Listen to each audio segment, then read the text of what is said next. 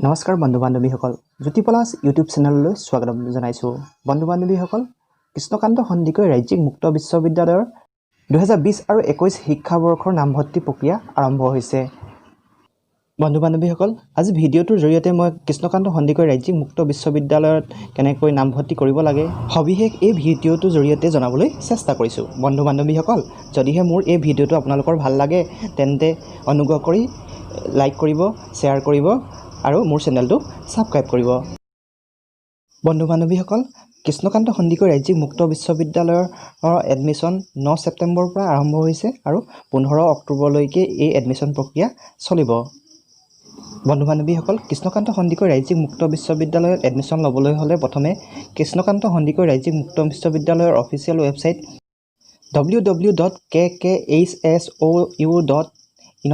login কৰিব লাগিব login কৰাৰ পাছতে এনে ধৰণে এখন ইন্টাৰফেস দেখা পোৱা যাব আৰু যেটো বিষয়তে এডমিশ্যন ল'বলৈ বিচৰা হয় সেই বিষয়টোৰ বিপৰীতে ক্লিক কৰিব লাগিব ক্লিক কৰাৰ পাছত স্ক্ৰিনত দেখাৰ দৰে ৰেজিষ্ট্ৰেচন কৰিব লাগিব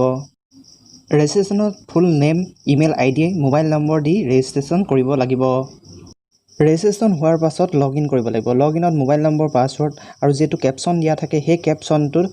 দি দিব লাগিব ক্যাপশন দিয়াৰ পাছত লগইন বটনটো ক্লিক কৰি ওপেন কৰিব লাগিব ওপেন কৰাৰ পাছত বন্ধু বান্ধৱীসকল স্ক্ৰিনত দেখাৰ দৰে এখন ইন্টাৰফেস দেখা পোৱা যাব এই ইন্টাৰফেসখন পাৰ্সোনেল ডিটেইলছৰ ইন্টাৰফেস য'ত full name father's name mother's name correspondence address